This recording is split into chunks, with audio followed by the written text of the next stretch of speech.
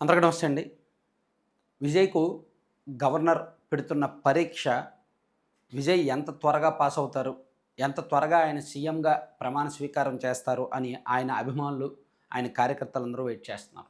కానీ ఇది రాజ్యాంగ వ్యవస్థ, ప్రజాస్వామ్య వ్యవస్థ. ఇందులో రాజకీయం కూడా ఉంటది. రాజకీయ వ్యవస్థ కూడా. మన దేశంలో ఉన్న వ్యవస్థలన్నీ కూడా రాజకీయ వ్యవస్థే శాసిస్తోంది కాబట్టి, గవర్నర్ కూడా ఆ వ్యవస్థలో భాగమే కాబట్టి విజయ్‌కు పరీక్ష పెడుతున్నారు. నిన్న విజయ్ గవర్నర్‌ని కలిశారు. నిన్న గవర్నర్ గారు చెప్పిన మాటే ఈరోజు కూడా చెప్పారు. 118 మంది ఎమ్మెల్యేల సంతకాలు తీసుకొని రండి. మీరు ప్రమాణ స్వీకారం చేసుకోండి. మాకేం అభ్యంతరం లేదు అని చెప్పారు. సరే, ఇక్కడ గవర్నర్ హక్కులేమిటి? విధులేమిటి? అసలు నిజంగా విజయ్‌కి అన్యాయం జరుగుతుందా లేదా అనేది నేను నెక్స్ట్ వీడియోలో విత్ ఎగ్జాంపుల్స్, చట్టం ఏం చెప్తోంది, కోర్టులు ఏం చెప్పాయి, రాజ్యాంగం ఏం చెప్తోంది, గతంలో ఏం జరిగిందనేది క్లియర్‌గా నేను ఒక వీడియో చేస్తాను నెక్స్ట్ వీడియోలో. ఇప్పుడు మనం అసలు విజయ్ ఈ 118 సీట్ల కోసం, 118 ఎమ్మెల్యేల కోసం చేస్తున్న ప్రయత్నాలు ఏమిటి? చాలా సింపుల్. కాంగ్రెస్ పార్టీ మద్దతు ఇచ్చింది. సో, విజయ్‌కి ఉన్న 107 ప్లస్ కాంగ్రెస్ 5 కలుపుకుంటే 112 అయ్యాయి. కానీ ఇంకొక 6 కావాలి. ఆ 6 దగ్గరే ఆగిపోతున్నాయి. వామపక్షాలేమో మద్దతు ఇవ్వము అన్నారు. నిజానికి వామపక్షాలు ప్లస్ ముస్లిం లీగ్ పార్టీ మద్దతు ఇచ్చేస్తే అసలు ఇబ్బందే లేదు. వామపక్షాలు 4 ఉన్నారు, ముస్లిం లీగ్ 2 ఉన్నారు. ఆ 6తో విజయ్ 118 సీట్లతో 118 మంది ఎమ్మెల్యేల బలంతో ప్రభుత్వాన్ని ఏర్పాటు చేసేయచ్చు. కానీ ఇక్కడ వామపక్షాలు మద్దతు ఇవ్వనంటున్నారు. ముస్లిం లీగ్ పార్టీ కూడా మద్దతు ఇవ్వనంటుంది. అక్కడ ఆగిపోతుంది. ఇక్కడ ఉన్న ఏకైక ఆప్షను అన్నా డీఎంకే నుంచి కొంతమంది ఎమ్మెల్యేలు రావడం, లేదా ఇండిపెండెంట్లు అండ్ చిన్న పార్టీల వాళ్ళు ఈ ఏడీఎంకే అని, డిఎండికే అని ఇలా గెలిచారు కదా, వీళ్ళు ఒక్కొక్కరు గెలిచారు కదా, వీళ్ళు రావడం. కానీ అన్నా డీఎంకే చీలిపోవడానికి సిద్ధంగా ఉంది. అన్నా డీఎంకేలో 10 మంది 15 మందికి పైగా ఎమ్మెల్యేలు విజయ్తో జతకట్టడానికి సిద్ధంగా ఉన్నారు. అయితే ఇది బీజేపీ వాళ్ళు పంపిస్తున్నారా, బీజేపీ వాళ్ళు వ్యూహంలో భాగమా, లేదా అన్నా డీఎంకేలో ఉన్న స్వతహాగా వచ్చిన చీలిక అనేది క్లారిటీ లేదు. సాధారణంగా ఇటువంటి బీజేపీ వాళ్ళు చేస్తుంటారు.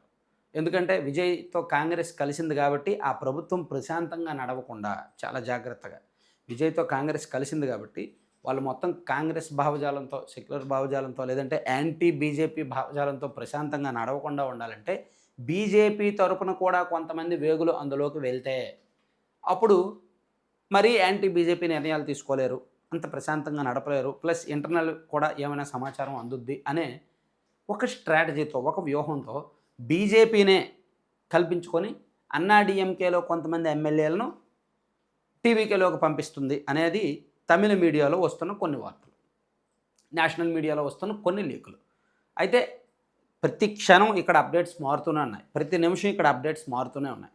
సో, ఎవరు పార్టీలు మారుతారనేది చెప్పలేం. ప్రస్తుతానికి డిఎంకే పార్టీ వరకు చాలా క్లారిటీగా ఉన్నారు. స్టాలిన్ గారు ఈరోజు కూడా చెప్పారు, మా భాగస్వామ్య పక్షాలు ఏ నిర్ణయం తీసుకున్నా ఓకే, వాళ్ళు ఎవరికి మద్దతు ఇచ్చినా ఓకే, వాళ్ళ నిర్ణయాన్ని వాళ్ళ స్వేచ్ఛగా వదిలేస్తున్నాం అని చెప్పారు.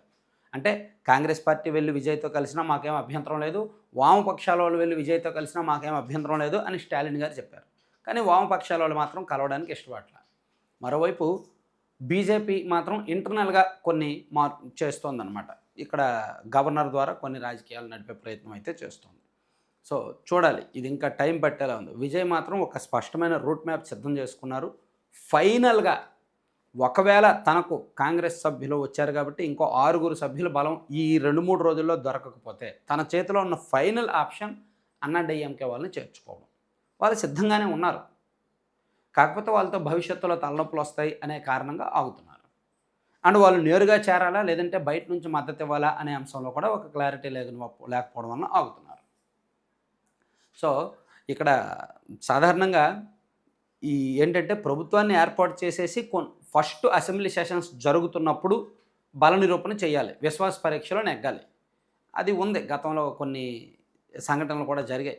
కానీ అలా కాకుండా ఇక్కడ గవర్నర్ మాత్రం మీరు ముందే బలాన్ని నిరూపించుకోండి అని చెప్తున్నారు.